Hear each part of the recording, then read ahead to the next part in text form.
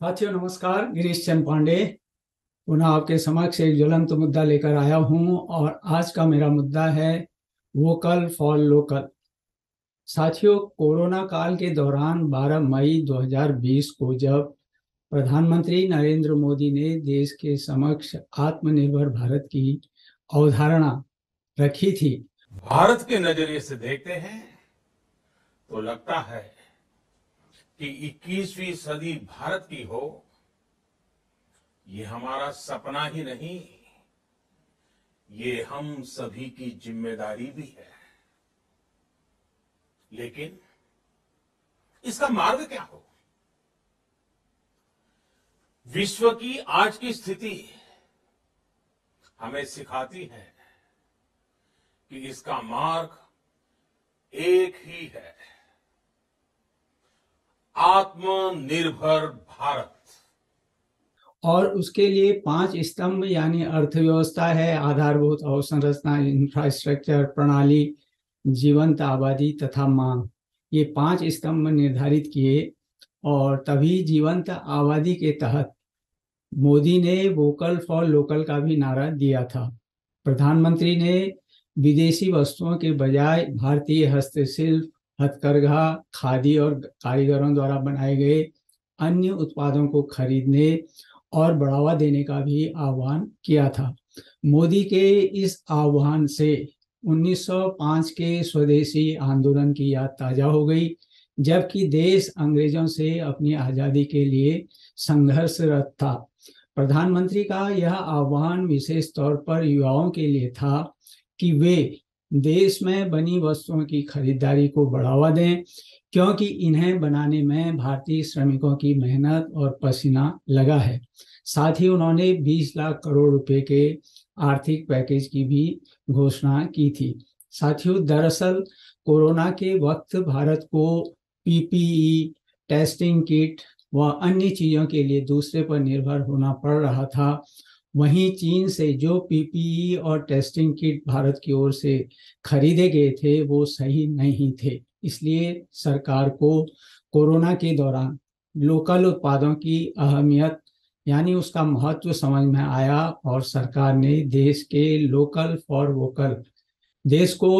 For vocal बनाने की तरफ एक कदम उठाया। साथियों, वोकल फॉर लोकल का मतलब या कहें कि इसके पीछे की अवधारणा देश में निर्मित वस्तुओं को खरीदने, गर्व से इनका प्रचार करने और इन उत्पादों को विदेशों में बढ़ावा देने से है। और यही भावना भारत के मेक इन इंडिया को भी स्पष्ट करती है। प्रधानमंत्री नरेंद्र मोदी का यह कहना महत्वपूर्ण है कि हर ब्रांड पहले लोकल ही थे, उसके बाद ही वे ग्लोबल ब्रांड बने हैं। ठीक उसी तरह हम अपने लोकल प्रोडक्ट्स को ग्लोबल ब्रांड यानी लोकल टू ग्लोबल बनाना क्यों नहीं प्रयास करते। पहले खादी भी लोकल था, पर यह अब ब्रांड ग्लोबल बन चुका है।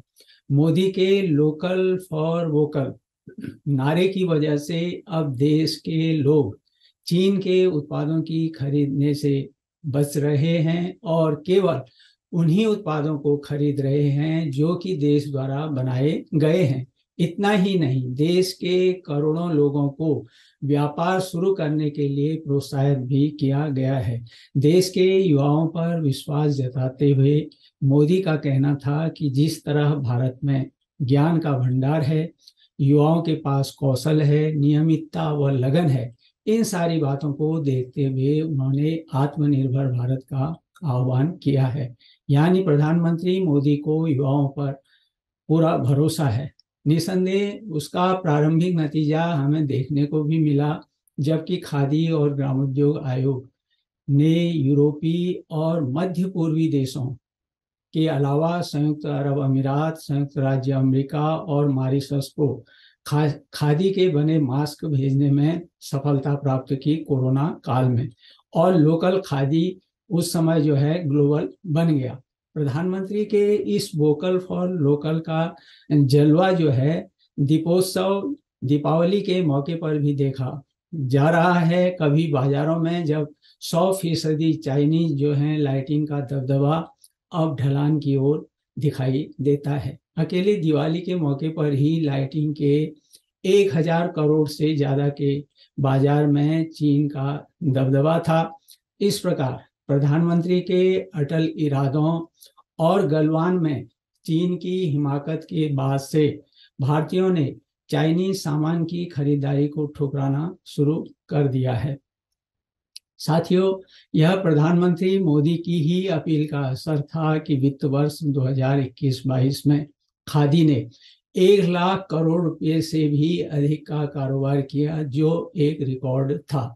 यहाँ पर प्रधानमंत्री नरेंद्र मोदी के 27 फरवरी 2021 में देश के पहले खिलौने मेले 2021 इंडिया टॉय फेयर जो हुआ था, उसका उन्होंने वीडियो कॉन्फ्रेंसिंग के माध्यम से उद्घाटन किया था और उसका उल्लेख यहाँ पर करना उचित होगा। तब मोदी ने कहा था कि अगर आज मेड इन इंडिया की मांग है तो आज हैंडमेड इन इंडिया की मांग भी उतनी ही है और खिलौनों की उसमें महत्ता स्वयं सिद्ध है। इस प्रकार उन्होंने खिलौना निर्माण के महत्व को रेखांकित किया।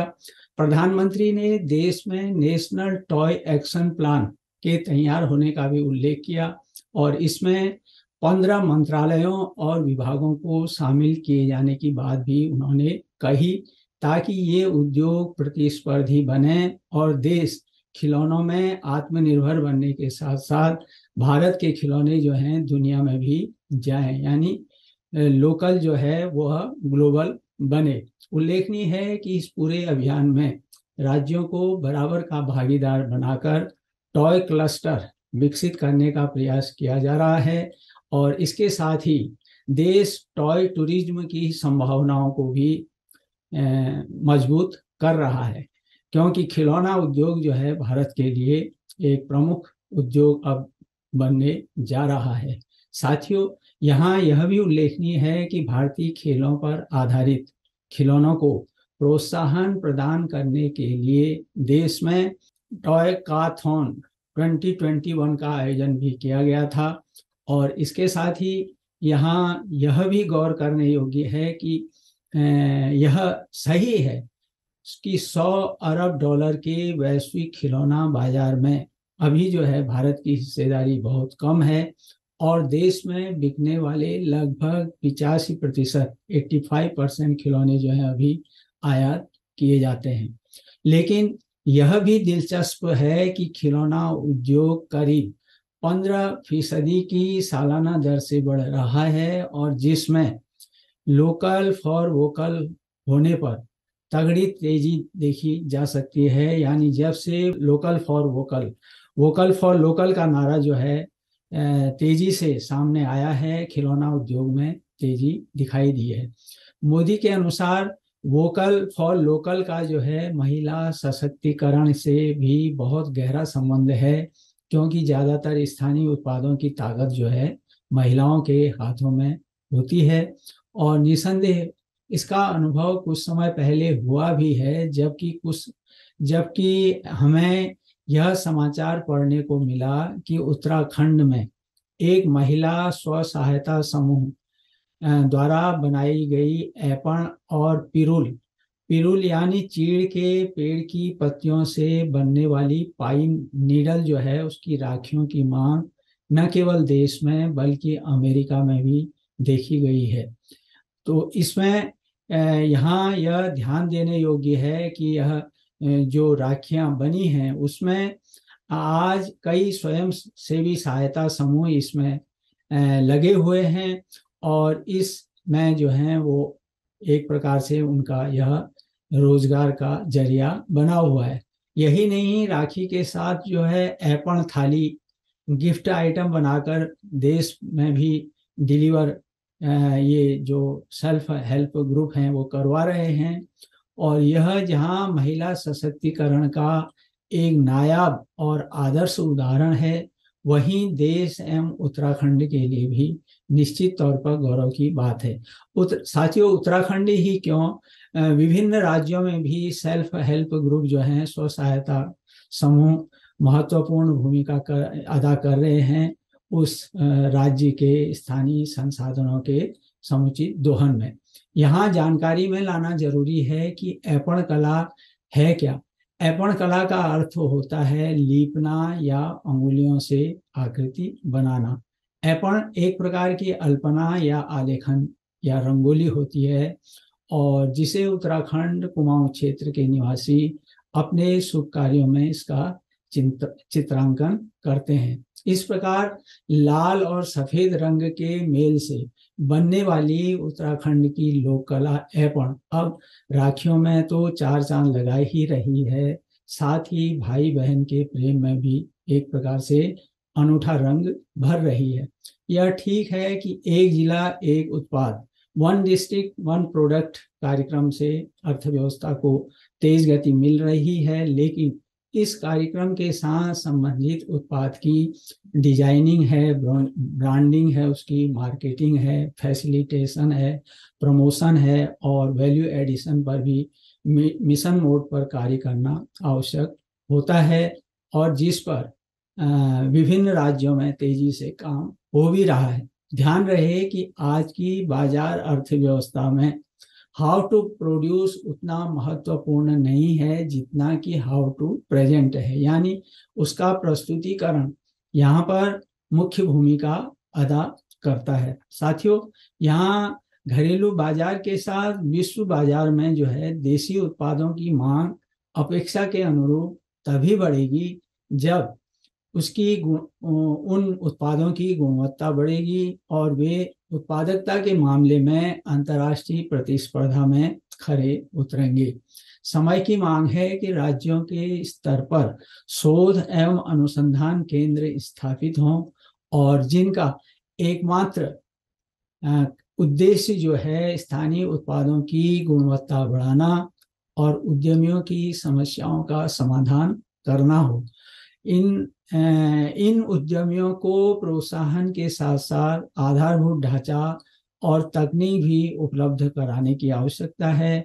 इसके अलावा वित्त संबंधी समस्या भी उनके सामने आड़े आती है और तभी हमारे जो स्थानीय उत्पाद हैं चीन जैसे देशों की उत्पादों की मांग के सामने टिकेंगे और साथ ही चीनी उत्पाद जो हैं हमारे देश में जो चीनी उत्पाद आ रहे हैं उनकी मांग भी घटेगी। साथियों, इसके अलावा वोकल फॉर लोकल की वजह से ही देश के निर्यात में हैंडीक्राफ्ट का हिस्सा भी बढ़ता जा रहा है। हैंडीक्राफ्ट का करीब 30% की दर से निर्यात अभी बढ़ रहा है।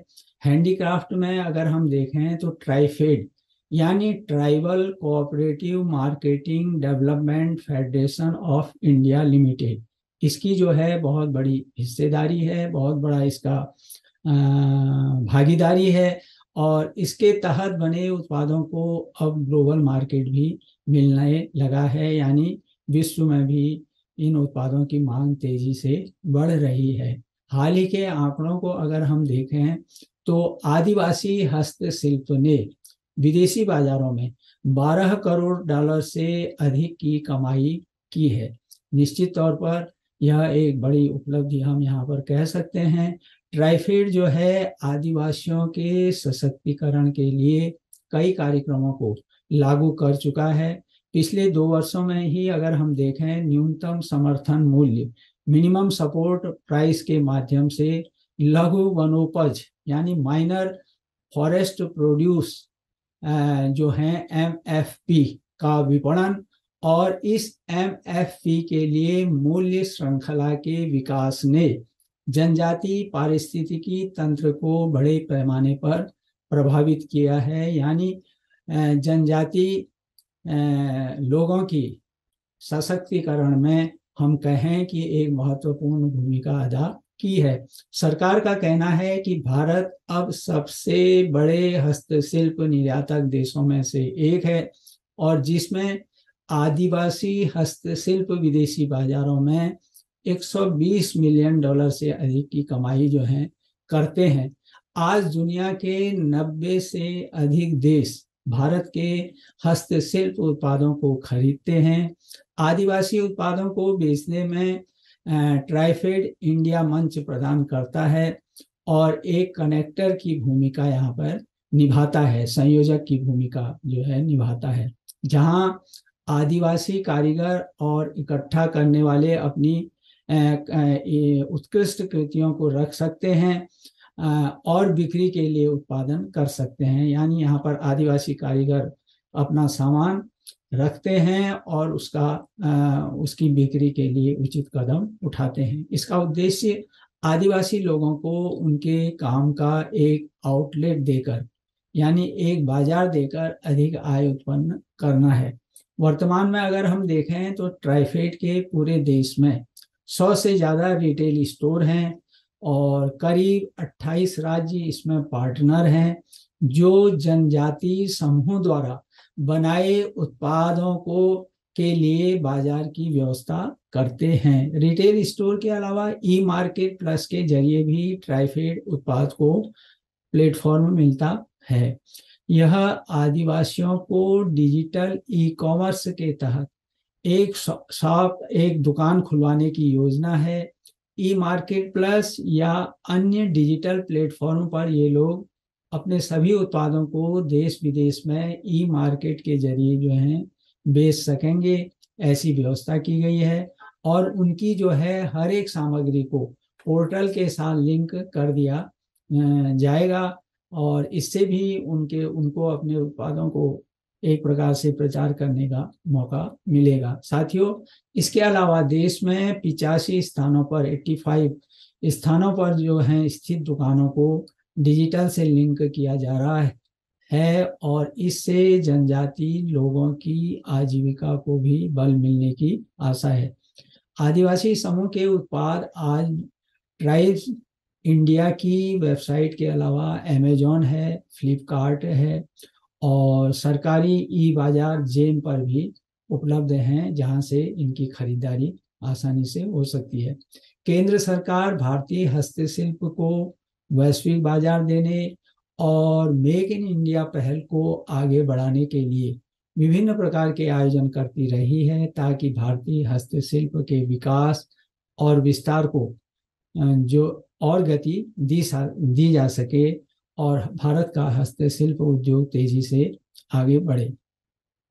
इसके अलावा साथियों, यहाँ यह भी महत्वपूर्ण है कि हस्तशिल्प को बढ़ावा देने में हस्तशिल्प निर्यात संवर्धन परिषद यानी export promotion council for handicrafts EPCH की भी महत्वपूर्ण भूमिका है। और जैसा कि परिषद के नाम से ही स्पष्ट है, यह परिषद देश एवं विश्व के अन्य देशों में हस्तशिल्प के निर्यात को बढ़ावा देने और उच्च गुणवत्ता वाले हस्तशिल्प वस्तुओं और सेवाओं को विश्वसनीय आपूर्तिकर्ता के रूप में विदेश में भारत की छवि पेश करने के लिए एक नोडल एजेंसी है। यानी यह हस्तशिल्प के निर्यात के लिए इसको हम नोडल एजेंसी कहते हैं। प्रधानमंत्री का यह आह्वान विशेष तौर पर युवाओं के लिए था, जैसा कि ऊपर कहा कि वे देश में बनी वस्तुओं की खरीदारी को बढ़ावा दें और इससे जहां उन्हें रोजगार मिलेगा, वहीं देश के लिए भी यह एक गर्व की बात होगी।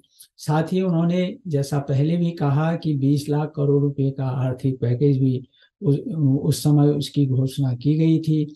और यह सब इन सारी बातों का असर यह हुआ कि आज तेजी से लोग जो हैं वोकल फॉर लोकल यानी स्थानीय उत्पादों के प्रति उनकी रुचि बढ़ी है और तेजी से देश में स्थानीय उत्पादों का प्रचार हो रहा है। साथियों, यहाँ यह महत्वपूर्ण है, जनसांख्यिकी लाभांश का अगर हम देखें तो उस दृष्टि से भी भारत के जो युवा हैं उन पर मोदी का जो है भरोसा है और उस भरोसे के हिसाब से ही या उस भरोसे को देखते हुए ही यह देश जो है वोकल फॉर लोकल की दिशा में बड़ी तेजी से आगे बढ़ रहा है। इसके अलावा यहाँ यह भी महत्वपूर्ण होगा कि वोकल फॉर लोकल कार्यक्रम जो है अभी इस दिशा में बहुत कुछ किया जाना बाकी है, लेकिन फिर भी हम देख रहे हैं कि आज लोगों की मांग या लोगों की रुचि जो है देश में अपने बने उत्पादों की ओर, यानी मेड इन इंडिया की ओर जो है तेजी से देखी जा रही है। और यह निश्चित तौर पर जहां रोजगार की दृष्टि से महत्वपूर्ण है, वहीं देश की अर्थव्यवस्था की दृष्टि से भी महत्वपूर्ण होगी। साथियों, यहाँ पर यह ध्यान में रखना जरूरी है कि वोकल फॉर लोकल की बात जब हम करते हैं तो उसमें मुख्य प्रश्न अंतर्राष्ट्रीय प्रतिस्पर्धा में खरा उतरने की होती है। और इसलिए देश में इस मामले में भी यदि एक माहौल बने और जो भी उत्पाद तैयार किए जा रहे हैं उसमें उसकी स्टैंडर्ड, उसका मानक जो है यदि बना रहे, तो निश्चित तौर पर इसमें हमें सफलता मिल सकती है। साथियों, इन ऐसे उद्यमों को जो है प्रोत्साहन के साथ मुख्य रूप से हमें और भी अनेकों सुविधाएं देनी होंगी, और जिस पर सरकार जो है तेजी से आगे बढ़ रही है।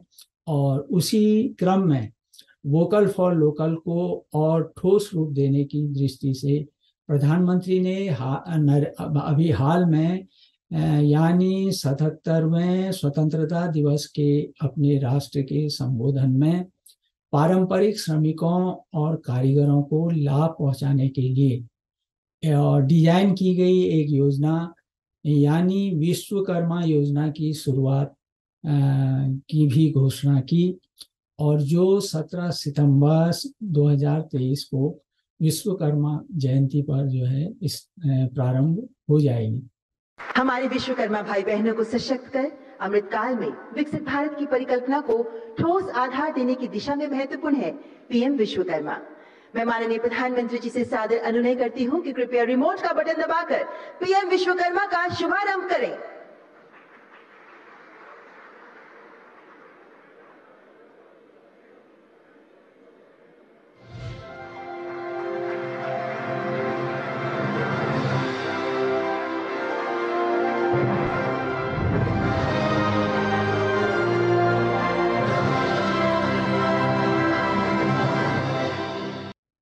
साथियों, 5 साल की अवधि के लिए 13,000 करोड़ रुपए की वित्तीय लागत वाली इस योजना से वित्त वर्ष 2024 से वित्त वर्ष 2028 तक 5 वर्षों में ओबीसी वर्ग से आने वाले, अन्य पिछड़ा वर्ग से आने वाले शहरी और ग्रामीण क्षेत्र के विशेष कामगारों और पारंपरिक शिल्पकारों के लगभग 30 लाख परिवारों को लाभ होने की आशा इससे व्यक्त की गई है।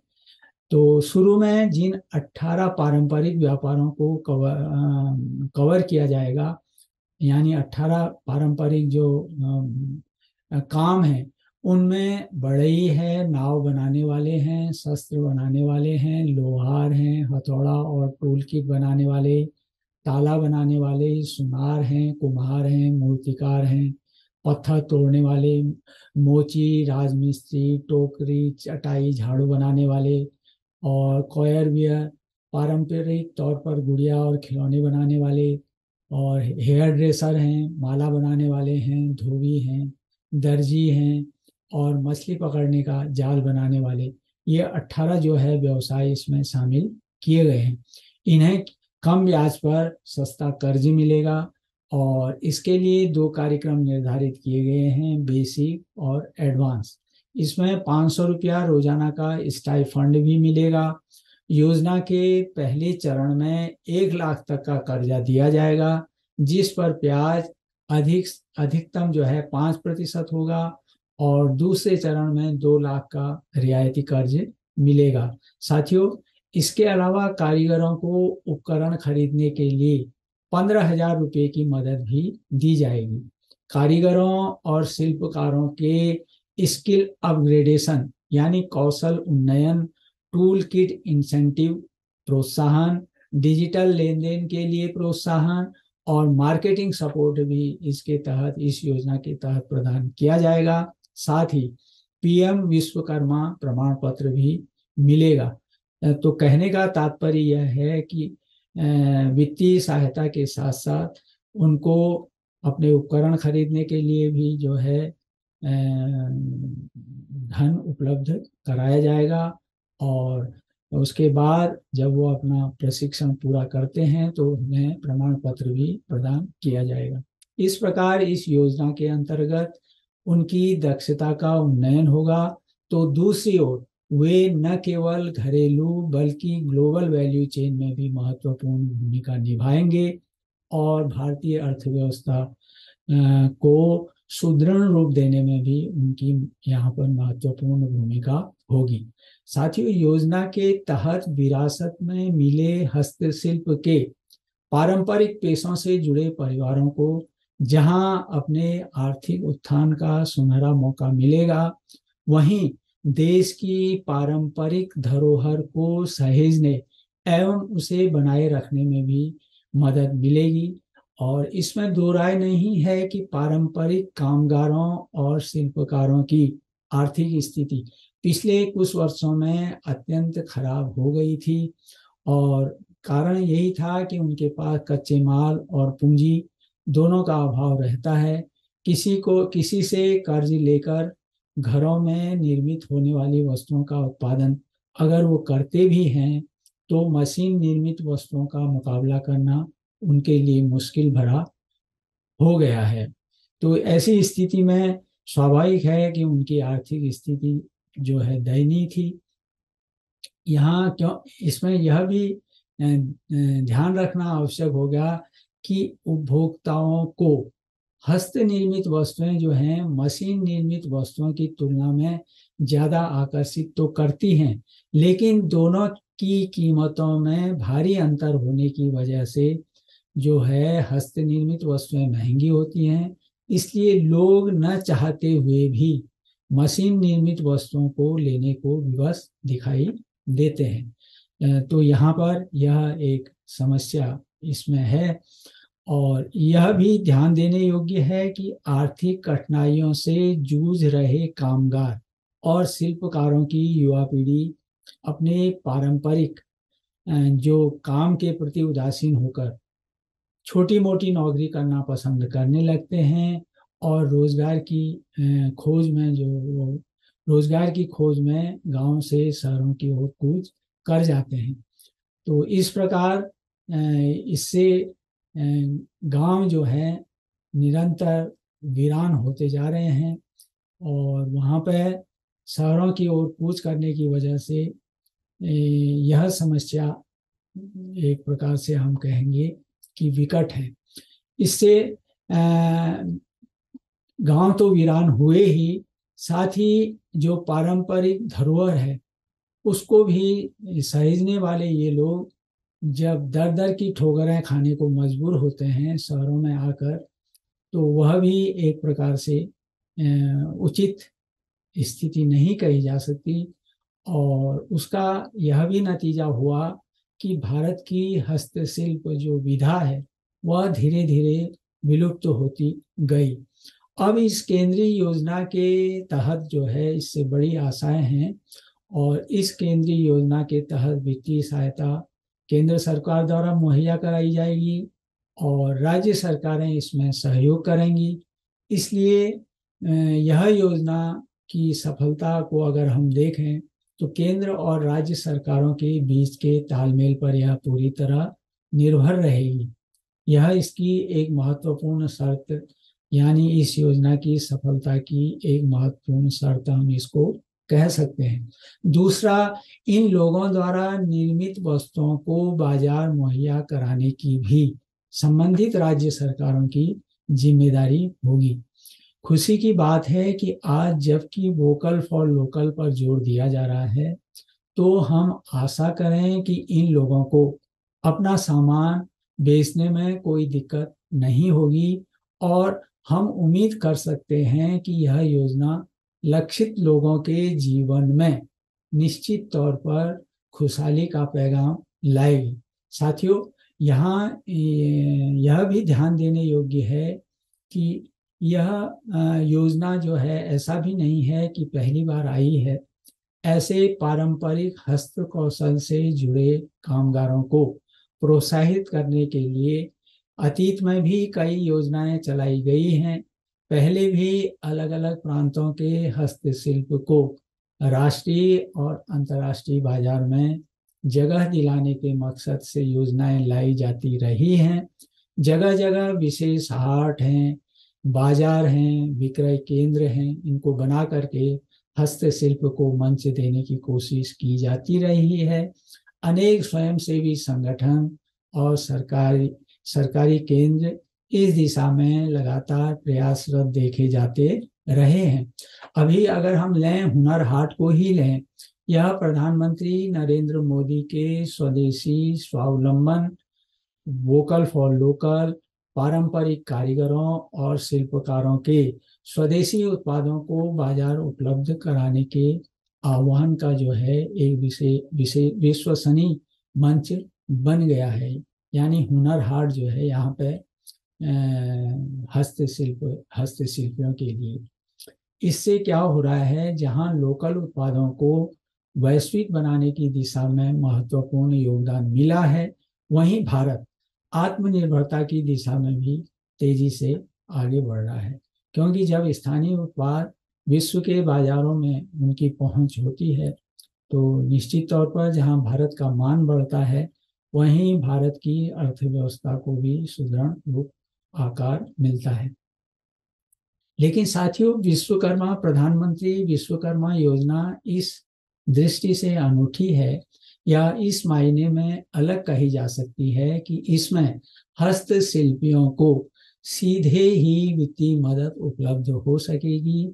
इससे उन्हें अपने व्यवसाय को आगे बढ़ाने, उन्नत बनाने की दिशा में नए ढंग से सोचने, आधुनिक तकनीक के इस्तेमाल करने का अवसर मिलेगा। और यदि ये सारी चीज़ें एक साथ उपलब्ध होती हैं तो निश्चित तौर पर ऐसे पारंपरिक जो कामगार हैं उनको सुविधा मिलना तय है। साथियों, इस योजना से गुरु शिष्य परंपरा को भी बल मिलेगा, क्योंकि ऐसे कामगारों ने किसी प्रकार की व्यवस्थित शिक्षा नहीं ली होती है, बल्कि वे अपने परिवार के सदस्यों या दूर दराज के इलाकों में मौजूद अनुभवी जो लोग हैं उनसे हस्तशिल्प सीखते हैं। स्थानीय ज़रूरतों को ध्यान में रखते हुए छोटी मोटी चीज़ें बनाते हैं और उन्हें बेचकर किसी तरह अपना गुजारा चलाते हैं। अब जब विश्वकर्मा योजना जो है अस्तित्व में आ गई है तो इससे उनका आत्मविश्वास बढ़ना तय है और वे भी सुशिक्षित उद्यमियों की तरह अपने कौशल को व्यावसायिक रूप दे सकते हैं।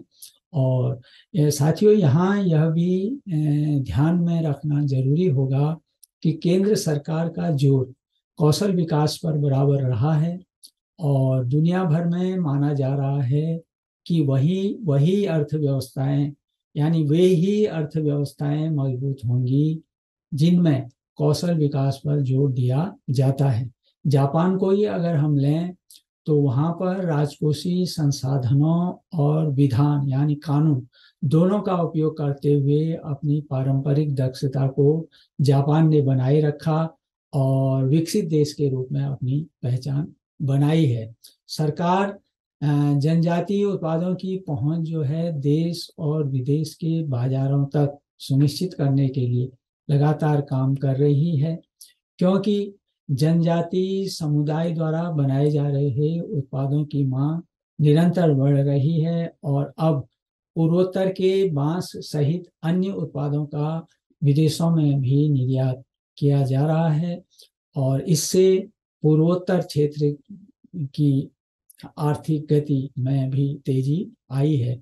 साथियों, कुछ समय पहले यह भी खबर थी कि अमेरिका में जूट की रस्सी की जो खाट है, चारपाई है, वह ऑनलाइन पर 1 लाख रुपए से भी ज्यादा कीमत पर बिक रही है, जबकि भारत के शहरों से यह चारपाई गायब हो गई है, लेकिन ई कॉमर्स पर यह छाई हुई है। तो इससे भी हम भारतीय उत्पाद की विदेशों में क्या उसकी पैठ है उसका अनुमान लगा सकते हैं। राज्य सरकारों की एक जिला एक उत्पाद, one district one product ODOP scheme के भी अच्छे परिणाम दिखाई दे रहे हैं और इस स्कीम की भारत के कुल निर्यात में महत्वपूर्ण भागीदारी भी दिखाई दे रही है और इससे जहां जिला जो है विश्व के मानचित्र पर आ रहा है, दिखाई दे रहा है, वहीं स्थानीय रोजगार में भी महत्वपूर्ण बढ़ोतरी दिखाई दे रही है। यही नहीं, पारंपरिक कौशल को मिले इस प्रोत्साहन और कारीगर आधारित मॉडल को बढ़ावा देने से रोजगार सृजन संभव हो रहा है।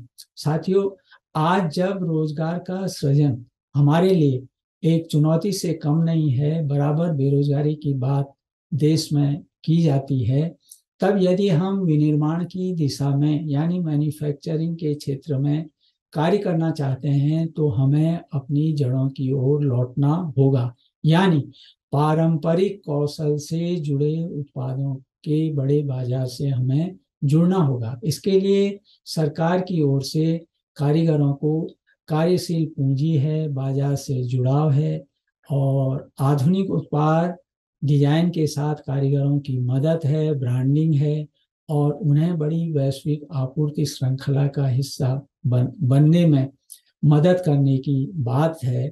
इन सारों पर जो है सरकार को पहल करनी होगी, क्योंकि ये सारे कारक जो हैं, ये फैक्टर्स जो हैं वोकल फॉर लोकल की दिशा में महत्वपूर्ण कदम साबित होंगे। साथियों, यदि इन उत्पादों को आकर्षक ढंग से पैक किया जाए और इनकी ब्रांडिंग की जाए तो निश्चित तौर पर आप देखेंगे कि इसका प्रभाव अद्भुत होता है। इस प्रकार देश का पारंपरिक कौशल न केवल ग्रामीण अर्थव्यवस्था को बल्कि देश की समग्र अर्थव्यवस्था को मजबूती प्रदान करने में आगे और अपनी महत्वपूर्ण भूमिका निभाएगा, ऐसी हम आशा कर सकते हैं। लेकिन यहाँ पर दो बातें विचारणीय हैं। पहला, यह सही है कि सरकार ने सभी हस्तशिल्प कारीगरों और उद्यमियों को भारत और दुनिया के ग्राहकों के साथ जुड़ने के लिए एक डिजिटल प्लेटफॉर्म तैयार किया है ताकि वे आसानी से लेन देन कर सकें, लेकिन इसकी समय समय पर मॉनिटरिंग होना जरूरी है, क्योंकि डिजिटल प्लेटफॉर्म की जब हम बात करते हैं तो उसमें हमें यह भी देखना होगा कि डिजिटल साक्षरता पर भी हमें फोकस करना होगा कि ये जो स्थानीय कारीगर हैं कहाँ तक उसमें उस प्रणाली का उपयोग कर सकते हैं या उनके सामने जो कठिनाई है उसको हमें ध्यान में रखना होगा। दूसरा, वोकल फॉर लोकल के तहत MSME के अंतर्गत करोड़ों लोगों को रोजगार मिलने की आशा है और वैसे भी अगर हम अभी देखें तो यह क्षेत्र 40% आबादी को रोजगार देता रहा है और देश की GDP में अगर हम इसका योगदान देखें तो लगभग यह 30% है। भारत के लिए यहाँ पर प्लस पॉइंट यह है कि यह यहाँ पर दुनिया में सबसे समृद्ध प्राकृतिक संपदा वाले देशों में इसकी गिनती की जाती है। तो प्रश्न यही है कि इन प्राकृतिक संपदाओं का या हम कहें कि स्थानीय जो संसाधन हैं, लोकल रिसोर्सेज जो हैं, उनका MSME के माध्यम से किस प्रकार समुचित दोहन हो। लेकिन MSME की जब हम बात करते हैं तो यहाँ पर वित्त समस्या आड़े आती है और दूसरा यहाँ पर यह भी है कि ये सूक्ष्म और लघु उद्योग जो हैं ग्रामीण इलाकों या कस्बों में बसे हैं, वहाँ पर स्थित हैं, इसलिए इन्हें बुनियादी सुविधाओं जैसे बिजली है, सड़क है, पानी है, इन समस्याओं से भी रूबरू होना पड़ता है, इनका सामना करना पड़ता है। इसलिए सरकार को इन सभी पर ध्यान देने की जरूरत है। यदि यह सारी बातें हो जाती हैं, इन सारी बातों पर अमल सरकार की ओर से किया जाता है, तो इसमें कोई संदेह नहीं कि भारत का जो वोकल फॉर लोकल है वह आने वाले समय में ग्लोबल बनने में भी देर नहीं लगेगी। और यदि ऐसा होता है तो भारत निश्चित तौर पर जो अभी 5वीं अर्थव्यवस्था है, दुनिया की तीसरी अर्थव्यवस्था बनने में उसकी देर नहीं लगेगी, कोई विलंब नहीं होगा, ऐसी हम आशा करते हैं। तो साथियों, यह था मेरा आज का ज्वलंत मुद्दा जो मैंने आपके सामने शेयर किया। और अपनी टिप्पणी अवश्य दें, पसंद नापसंद दोनों का मैं हमेशा स्वागत करता हूं। और यदि आपने मेरे इस चैनल को सब्सक्राइब नहीं किया है तो कृपया कीजिएगा, और शेयर भी अवश्य कीजिएगा, क्योंकि लाभप्रद जानकारी है। और जैसा मैं कहते आया हूँ कि मेरी बाजार में कुछ पुस्तकें उपलब्ध हैं, लिंक मैंने पहले दे दिया है, और यदि समय मिले तो आप उनका अध्ययन कर सकते हैं। और मुझे पूरी आशा है कि आप लाभान्वित भी होंगे उनके अध्ययन से। तो इन्हीं शब्दों के साथ मैं फिर आपसे मिलता हूँ अगले सप्ताह एक नए ज्वलंत मुद्दे के साथ और आप तब तक सुखी रहें, स्वस्थ रहें, प्रसन्न चित्त रहें, लेकिन बेसब्री से मेरे आने वाले ज्वलंत मुद्दे का अवश्य इंतजार करें। और एक बार पुनः आपको नमस्कार।